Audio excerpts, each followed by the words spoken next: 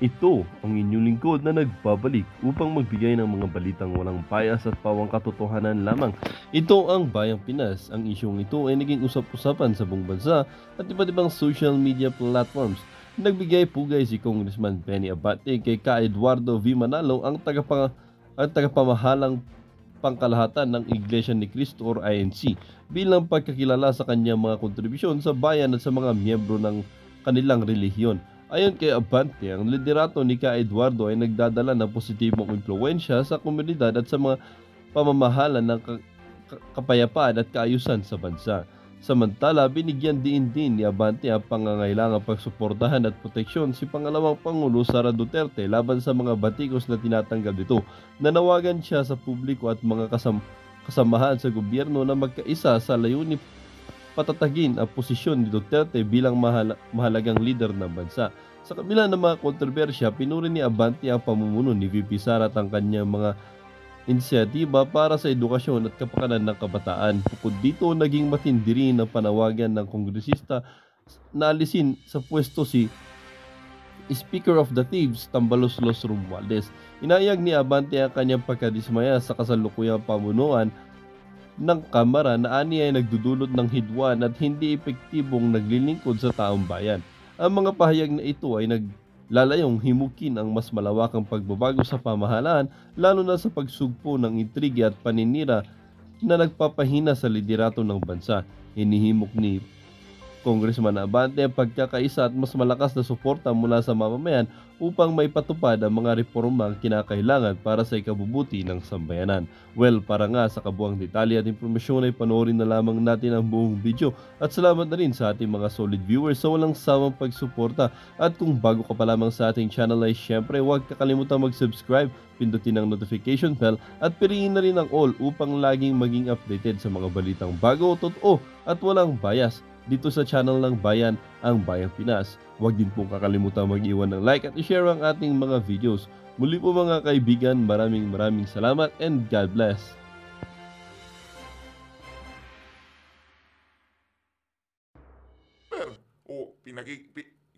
Sinang-ayunan lang naman ho ng INC yung sinabi nitong si President Marcos. Alangan naman magalit yung mga DDS.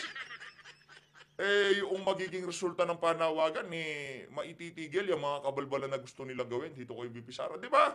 Dito sa issue, sa totoo lang, tama yung sinabi ng saganang mamamayan.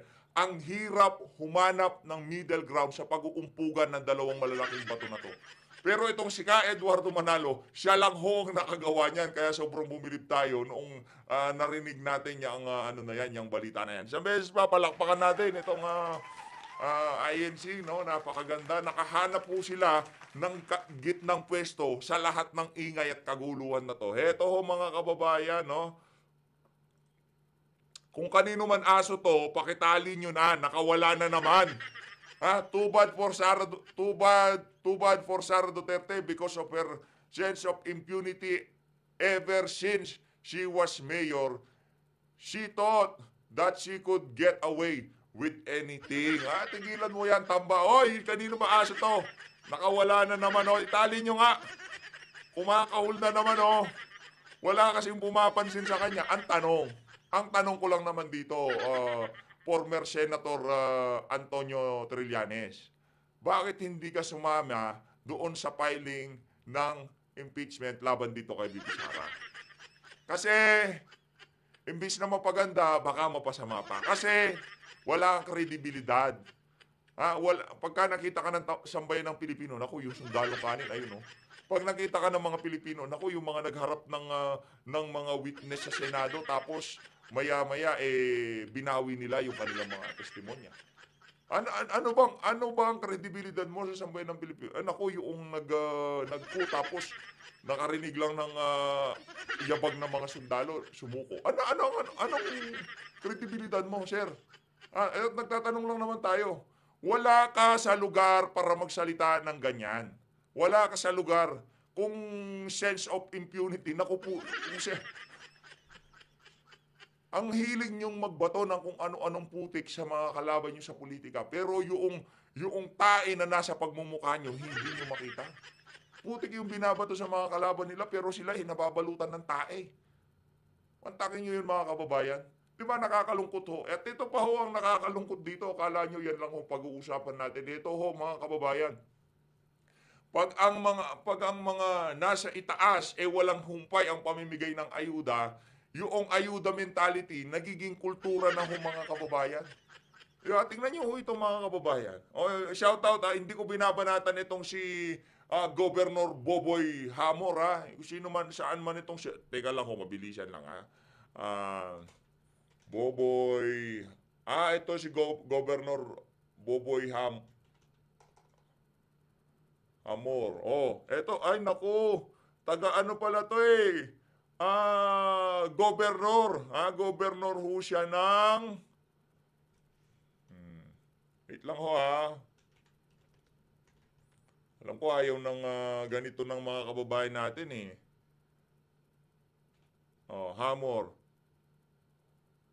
Sorsogon! Naku, palakpakan natin itong sigo. Maagang namingay ng pamasko. Walang problema dyan. Pero pagka ikaw, isang politiko, at namigay ng ganitong pera, ang labas niyan sa mga makakatanggap, ayuda. Iba yung private individual na mamigay ng pamasko, ang tawag doon, aginaldo. Okay kasi meron hong ano yan kailangan nating, ang tawag dito, ma-distinguish yung ayuda at aginaldo. Ito, hindi ko sinasabing ayuda at hindi ko rin sinasabing aginaldo yan. Kasi kung ikaw government official, pagka ikaw namigay ng pera ng ganyan, mayroong ano yan mayroong benepisyo bilang politiko. Okay? Tama mali. Ngayon ho ito mga kababayan. Panuorin nyo ho ito at sabihin nyo sa akin, mag-comment kayo sa baba kung ano sa tingin nyo, ano ang nakikita nyo dito. Game. May music inaan na lang natin. Ano ang masasabi niyo diyan? Talagang kinindatan ni ating. Tindi yan Grabe Tag-100 mga kababayan. Sige. Sige, ganito na lang mga kababayan. Dahil kung ginagawa man to ni Mayor ay Governor ng mga naunang panahon, well, kudos sa kanya. Saludo, walang problema. Pero ngayong mga panahon na to, sa kaliwat kanan na pamimigay ng ayuda, tapos yung mga sa local government, yung mga gobernador, yung mga mayor, ngayong papalapit ang Kapaskuhan, walang humpay din ang pamimigay ng ayuda. Siyempre, paano mo nga naman marerendahan itong mga tao na to kung nasa Malacanang ka, di ba? Di ba? Kung ikaw mismo walang humpay din ang iyong pamimigay ng ayuda. Kung ano na lang nakikita nilang ginagawa nitong mga nasa taas, mga congressman, mga presidente, di ba? At habang namimigay ho yan ng tag-100, nasa likod. Nasa likod si gobernador, di ba? Kung ikaw, halimbawa, kay Manny Pacquiao nung mga naunang panahon, namimigay ng 1,000 sa mga pagkapasko, walang problema noon. Kasi, boksingero yan Tapos, hindi pa siya politiko ng mga panahon na yon. At kung yung kanyang ginagawa na yon, pagka malapit ang Kapaskuhan, binitbit niya, noong naging politiko siya, ibang usapan din ho yun.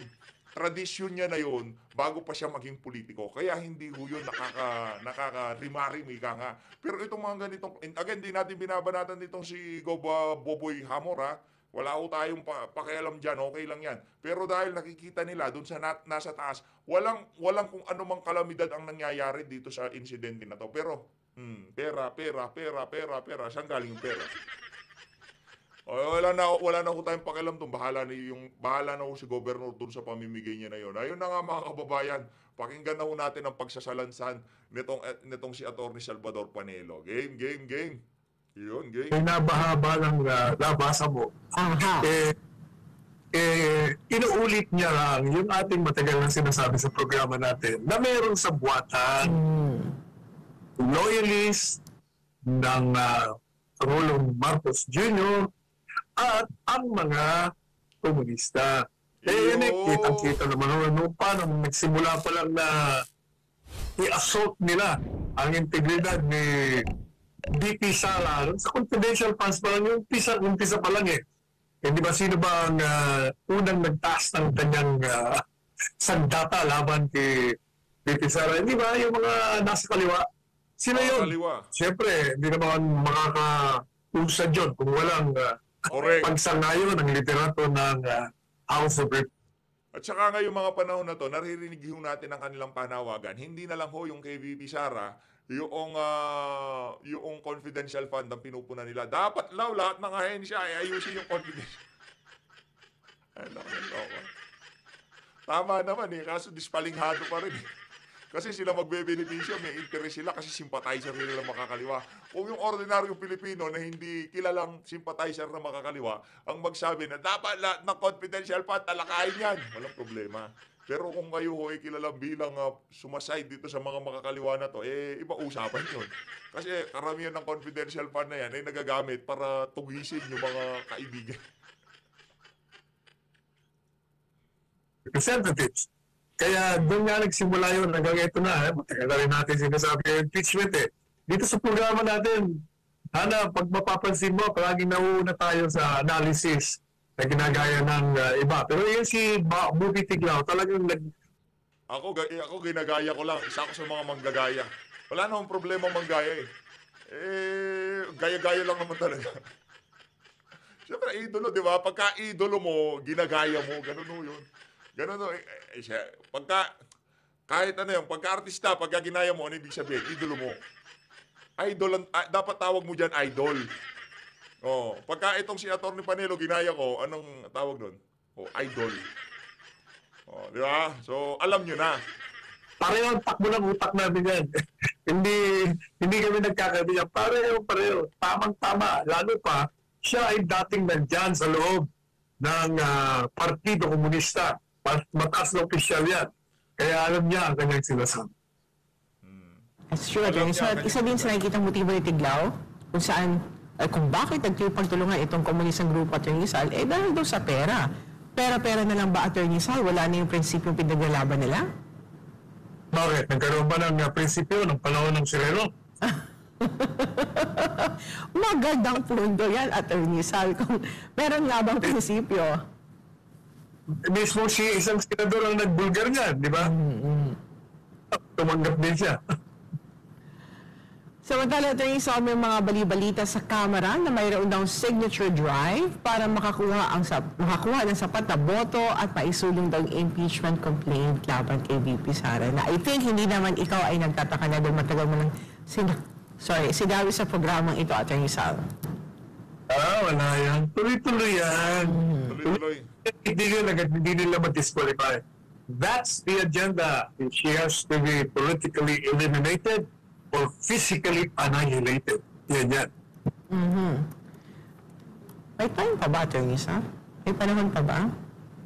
Diba kung gugustuhin, walang hindi may time. Palaging pwede lang. Palaging pwedeng hanapan ng time, gano'n, Atty. Sal. Talaga. May paliwanag naman ng isang dating abogado ng Presidente ng Pilipinas sa issue ng paghahanap na si Mary Grace Piatos. Kung ano ito, alamin natin sa balita ni MJ Monreal. Nagsabi na, Atty. Sal, di ba? Dating i-elaborate pa na. Alright. Merong mga nagsasabi, sabi niya, Atty. Panelo, yung confidential funds, baka tinutukoy yung intelligence funds. Pareho lang yun. Ang intelligence funds, ginagamit yun laban sa Estado. Ganon din ang confidential funds. Mas malawak na ang confidential funds. Bakit malawak? Sinasabi nila, paano ka ba nagkaroon ng paggasto sa mga medisina, sa mga furnitures? Confidential funds, talagang hindi ginagamit ang sentido komon na natural pag isang malaki kang proyekto, talagang gagastos ka sa hotel, sa ice, furniture, sa vehicle, sa gasolina, sa damit, pati sa gamot. Maraming operative yan kung magkasakit yan, saan mo kukunin ng pera papagamot? Doon din, doon sa budget para dyan sa operation na yan. Yan ang problema kasi, gaya na sinabi natin, agenda nila yan. Kaya, Exactly. ililihis nila, magkukunwa-kunwari sila. Kunyari, wala silang utak. Pero mayroong mga utak yan. Hindi sila may utak Kapansin-pansin naman, Atty. Sal, yung mga galit sa Confi funds, yun daw kasi ang tina-target ng Confi funds. Gaya ng sinabi mo, kalaban ng Estado. Iyon. Yun naman talaga ang layunin ng confidential. Correct. Oh. Yung mga nagagalit sa Kamara, mga kalaban ng Estado. Yung mga nagagalit sa At yung galit naman ho na yun, ginagamit nung mga galit kay VP Sara. So, galit kayo sa kanya, sige, banatan niyo siya, banatan yung confidential fund. Pero, habang gumagana ang proseso, pati ho yung mga ahensya, dapat naman talaga, kung talagang babakbakan nyo itong si VP Sara, pati yung confidential fund, lahat ng mayor sa buong Pilipinas, pati confidential funds ng presidente, lahat, ombudsman, lahat, tirahin natin lahat. Wala tayong sisinuhin. Kaso ang problema, sininggle out ho nila itong sa presidente at gusto ng makabayan, dapat pati sa presidente at sa especially sa AFP. Kamara. Kamara. Kasama yun. Kung nila nagawa ng mga kongresista na paglabag sa saligang batas, kalaban na. O meron pa nga palang sabi, sir, sabi niya, yun namang pagbibigay ng pera doon sa mga tumatanggap, ano mo yun? Sikreto yun. Hindi naman ilalabas yun ng COA. Yan, hindi naman gumagamit ng si Tito Bubon. Pag yan ay nailabas, anumang ahensya yan, pag nalaman ng tao dyan, lalabas yan. Sigurado yan. Samantala, Attorney Sal, isusulong ni Pastor Apollo Siquibuloy ang pagwawakas ng sistema ng liquidation by certification sa Kongreso bilang proteksyon Naku. sa pondo ng bayan sakaling mahalal sa Senado. Anya ang sistemang ito Mga kababayan, dumadami na ho yung mga kandidato na magsusulong na maibasura yung liquidation by certification na yan. Kaya naman, para doon sa mga kandidato na vocal, malapit na ho natin ilagay yung pagmumukha ng mga sinusuportahan nating senador sa ating screen. Konting panahon na lang ho sa January magi-start na ho tayo ng talagang bakbakan na pangangampanya sa mga kandidato natin. Kandidato ni dating Pangulong Rodrigo Duterte. ang pinagmula ng kawalan ng transparency Suportahan ho natin yung mga kandidato na talagang sinusulong na mabuwag na yung liquidation by certification na yan. at accountability sa paggamit ng kaban ng bayan. Attorney Sal that they only liquidate kanilang mga MOE through certification. Malapit ko nang iboto yung tagapagsalita ni Pastor. Ando sa mga abogado. Tumakbo na kayo sa Korte Suprema, kaya alam mo na maniwala ka, iba pag si Pastor ang magpapahayag ng kanyang mga programa. Hindi dapat na pigilan itong mamanto sapagkat nakapiit ka, hindi ka pa convicted. So sa ilalim ng saligang batas, hindi ka dapat tatanggalan ng kapangyarihang magpahayag, lalong-lalo na kandidato ka. Mga abogado ni Pastor, sabihin mo sa mga lawyers, utak mo na sa Korte Suprema, questionin nila yan. They should seek the ruling of the court para lahat ng mga nakakulong na hindi pa naman nakukonvict, mabigyan ng pagkakataon maipahayag ang kanilang mga plataforma di gobyerno. Yun. Kung mangyari niyan, yun ang lumabas. Sige na, gawin na yung expert legal opinion nitong si expert legal advice nitong si Attorney Salvador Panelo para doon sa mga abogado nitong si Pastor Kibuloy. Punta na ho kayo sa Korte Suprema para di ba? Para kahit pa paano ngayong eleksyon ang makapaglatag sa mga plataforma, iba ho yun, dating yun pagka si Pastor Kibuloy na yung nagsalita, ibang usapan na yun, ika nga. Eto mga kababayan, lumipat ho tayo dito kay maraming nabitin kahapon. Maraming nabitin kahapon mga kababayan, kaya gusto ho nilang, sabi nila nabitin daw ho sila doon sa reaction natin. Yung iba naman sinasabi nila, pakisapak daw ng isang beses itong si Ortega. Huwag kayong masyadong violente. No, huwag niyong ganunin yung tao. Sali-salita lang tayo. Walang sakitan. Huwag natin sapakain. Kawawa naman Tsaka hindi naman tayo violente. Hindi tayo violenting tao. Hindi tayo nananakit. Hindi tayo fighter, lover tayo. Lover boy. Okay? Yan si Kong Ortega, malaki lang ulo niyan. Kong Ortega, okay? Maraming nabitin sa mga katangahan mo kahapon eh. Tuloy natin ngayon, game. Minsan may mga insidente sa lupa, sa ground, tapos sa ating karagatan meron din. So minsan di mo maiwasan mag-isip na disconnected kasi nga may mga Kinokonekta ho yung kay VP Sara, China. Ano? Inutusan ni VP Sara, China, manggulo kayo sa West Philippine Sea. Ganon. Tango talaga. nung ang Yun, nung kinakain niya siguro, walang nagpupunta sa taas hanggang baba.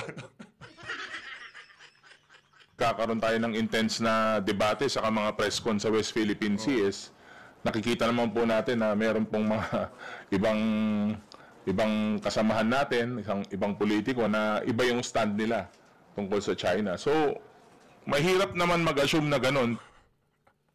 Hindi nga okay lang na maging tanga kayo eh. Di ba? Ano nga tayo, demokrasya tayo. Kung yung mga kababayan natin ayaw sa gera at gusto nyong gumera o kung ano pa man gusto nyong mangyari dyan sa West Philippine Sea, sa inyo yun. Di ba? Hindi na pala tayo demokrasya kung lahat na lang ng mga naratibo nyo, lahat ng nasa utak nyo, dapat pare-parehas kayo ng mga kasama nyo dyan. Hindi na kayo pwedeng tawaging independent thinker, di ba? Kasi gusto nyo, mga kasama nga namin dito, di ba? Ganito, ganyan. Loko-loko ka pala eh. Pero hindi mo maiwasan mag-isip na baka nga, kasi nga bobo talaga nito. Pasensya na brad hindi ko laging sinasabi yung mga salita na yun, pero pagkaya ang sa West Philippine Sea, ikinonekta mo dyan sa nangyayari kay Bibi Sara, wala akong kung hindi mo naiintindihan yung geopolitics na nangyayari dyan sa West Philippine Sea, huwag kang magbida-bida brad. Manood ka muna kay Sastugan sa SOT. Ako, hindi ko binababaran yan kasi hindi tayo expert dyan. Expert tayo sa pagbalagbag sa mga balbas nitong si Ortega. Ngayon, kung di ka expert sa sa geopolitics, manahimik ka na lang. Huwag mong i-connecta yung national politics sa geopolitics kasi dalawang magkaibang bagay yon. Yung interest ni BP Sara, walang pakialam ang China doon. Ang pakialam lang ng China, maukupa lahat ng lugar dyan sa West Philippines. hindi yun ang pakay niya. Ang pakay nila, siyempre, kung meron silang makukuha dyan, interest ng kanilang bansa, ang isusulong nila dyan, yun talaga itutulak nila. Ngayon, yung interest ni BP Sara, wala silang pakialam doon. Tanungin mo yung mga driver ng mga bangka. Kilala nyo ba si Sara Duterte? Pagka sinabi nilang oo, may problema tayo. Baka hindi ka nga nila maintindihan kasi hindi nagtatagalog yun. hindi, ano ba dapat na? Sir, hingi lang din ako ng more details on the fellowship Naku, ito fellowship. dinner yesterday sa Sama ng dating ng mukha ni Ortega, parang walang tulog. Sabi ko, ako sinalang na dito. Hindi pwede to. Asa si JJ Suarez? Asan tong si Kongon? Si Kongon wala na, bugbog sarado na siya. Kasi, ang mga argumento nyo, pang tanga. Kaya pagka nababanatan kayo, nag-iiyak kayo, di wag kayong magtanga-tangahan. Malamang nagtatanga-tangahan lang ho yung mga yan. Alam naman nila kung ano yung tama at mali. Pinagpipilitan nila yung kabubuhan na naratibo na pinagsasabi. Yung PH, kaya nagsalita si Barber sa mga banat yung ganyan sige, kayo nang bahala. Kayo nang mumanat dyan. Palace. Ilang po ang mga umattend na congressmen? More or less mga 200 Mga po. 200, around 200. And then may mga senador din po ba? Ano Wala. pa po yung no senators? Mga kong lang. And then sabi ninyo parang kabaligtaran yung nangyari dun sa Opo. mga nababasa ninyo online. Ano po in particular yung mga yan? Sige, kasi baka marami pang magtatanong tungkol doon. So, dumating kami alas 6, tapos nag-sitting na kami. Dumating po si Presidente mga after 30 minutes.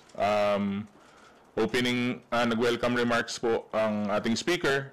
Prinisinda po natin yung resolution of support. Nag-acceptance po yung Presidente at syempre, he was very touched at saka malaking bagay po sa kanya na may suporta po yung House of Representatives. Ano klase suporta? Ano ang suportado niyo ba talaga? Eh kayo mga, pati mga kaplastikan nyo, dinala nyo sa Malacanang, mga walang ya kayo. Suportado nyo, sinabi ng presidente na itigil yung impeachment. Marami tayong problema. O nasaan yung suporta doon?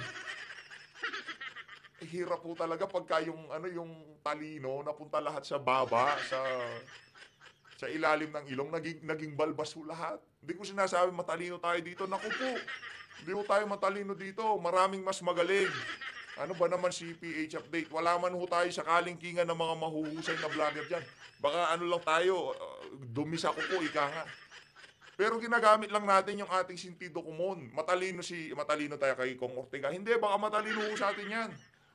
Pero hindi niya lang ginagamit yung kanyang sentido común. Siguro di niya ginagamit. Kaya nagmumukha lang siyang anga. Yun ang atin dito. Pero kung sakaling gamitin niya, malamang, lalabas siyang kikinang yung mga balbas niya. Pagkatapos po ng dinner nag-dinner kami, ano? Namimiss ko na si Kung Hun. Gusto ko ngayong araw na to si Kung Hun marinig ko. Check ko nga. 30-40 minutes. Gusto niyo malaman yung menu? Oo, syempre, why not? Yung timing lang, sir, parang after ma-file yung 2 impeachment complaints dito sa House. Hindi, normal yun na ganun talaga yung iisipin. Pero halos 2 taon na po na tinatry namin na magkaroon ng small get-together. Hindi lang sa Christmas. Actually, nung first year ko, meron po kaming ganun din. May small gathering kami. Pero yung sumunod na taon, wala po. Kasi nga, medyo sobrang busy po. At least nakasingit po ng schedule ngayon. Pero hindi nga po napag-usapan yung politika eh. More on ng nasabi ng ating Pangulo.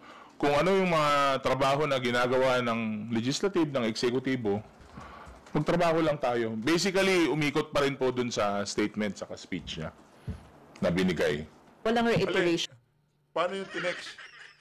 Hindi niyo napag-usapan yung tinex niya sa inyo?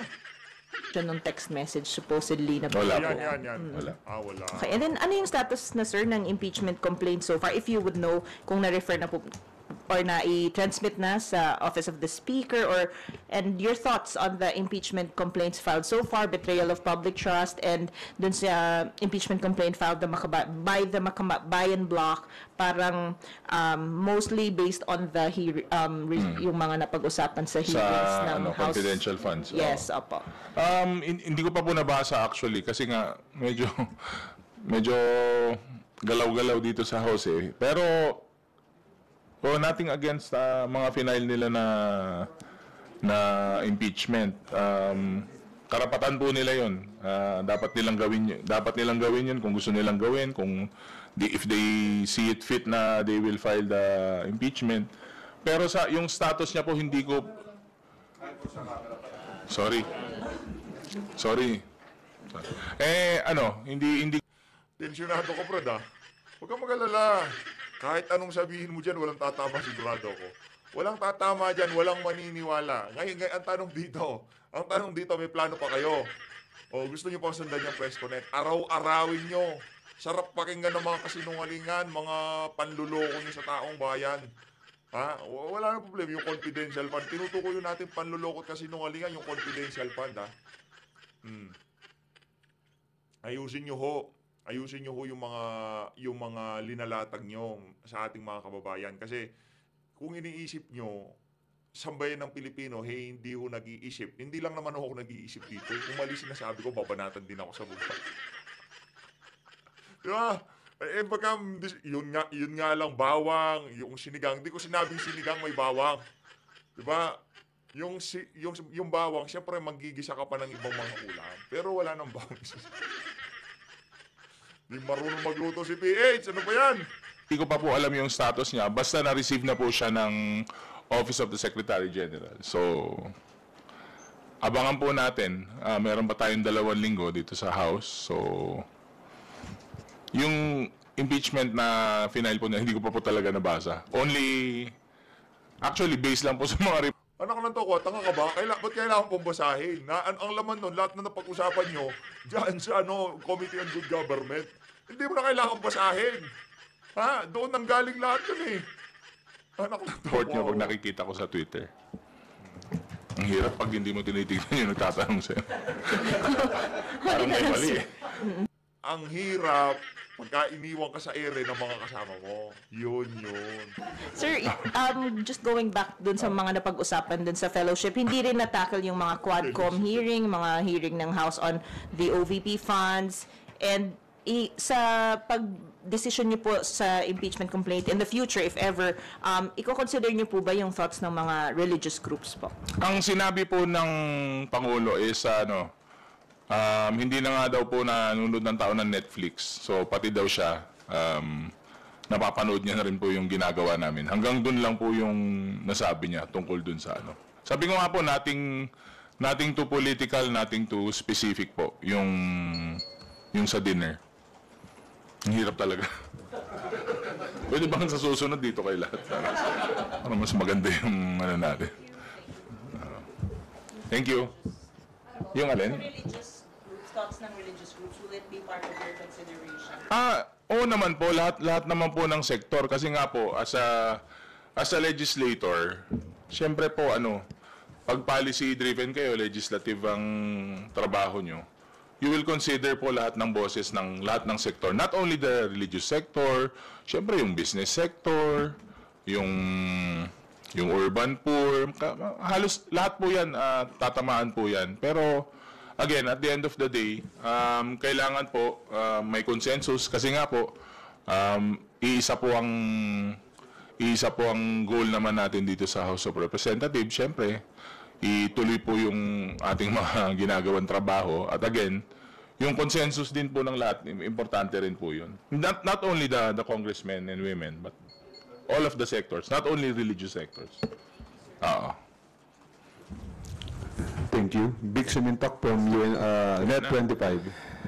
Call, I need to ask this question as follow-up doon kay Vivian regarding doon sa opinion ng religious group. Sir, being with the majority, naglabas nga ng statement ng INC na in full support doon sa posisyon ni PBBM Naku po. regarding doon sa impeachment na dapat ang atupagin ay yung mga mahalagang problema ng ating bayan sa halip na impeachment. So ano po ang reaction po ninyo with regards to that statement of INC? Sabi mo nga kanina, Kuya Vic, may ilalabas na official statement po yung mga kapatid po natin sa iglesia. Siguro maganda Kapatid. rin po na mabasa rin yung magiging official statement nila. Kasi yung mga napanood ko po na sa social media, baka taken out of context. Pero ganun pa man, hindi medyo Ay, kay Sir Jen at Sir Nelson, taken out of context daw kayo. Ako ayoko nag-i-splice dito. Gusto ko pinapanood yung buo para maayos talaga. Taken out of context ba yon? Yung sinabi nyo na nakinig kayo sa sinabi at naniniwala doon sa sinabi nitong si President Marcos na hindi makakabuti, napakaraming problema, tigilan ang impeachment kay VP Sara. Taken out of context ba yun? medyo klaro naman po yung mga napanood ko. Parang sinasabi nila, they're in support of the statement of the President. At sabi naman po nila, magsasagawa po sila ng rally. At alam po naman po natin, syempre nire-respeto po natin ang ating mga kapatid sa iglesia. At alam po natin na yung isasagawa nilang prayer rally is talagang pong pagpupulong at pagsasama po para sa ikagaganda naman po ng bansa. Wala naman pong Yung no to impeachment, no to... gusto niyo marinig yun? Brad? Ako kasi sasama ako yan, no to impeachment. Di ba ganon? Placards. No to impeachment. Go PBBM, no to impeachment. wala naman po yata ang religious sector ang gagawa po ng rally na sa hindi po ikakaganda ng ating estado ngayon. So, nirerespeto po natin yan. But again, hihintayin din po natin yung official statement kasi sabi nyo nga po baka mas maganda na mabasa po ng kompleto. But again, maayos naman po yung base po sa mga nabasa ko, sa mga napanood ko, maayos naman po yung pagka-relay ng mensahe po ng Iglesia ni Cristo. Nakakatakot ho dito sa mga pinagsasabi nitong mama na to. Di ba? Wala naman religious group na lalabas ngayon na hindi gusto na may saayos o manawagan para siya kabubuti ng ating bansa. O sino kayang sanhi? Bakit napasama? Di ba kayo nagtatanong doon? Bakit meron na nananawagan na dapat mapabuti ang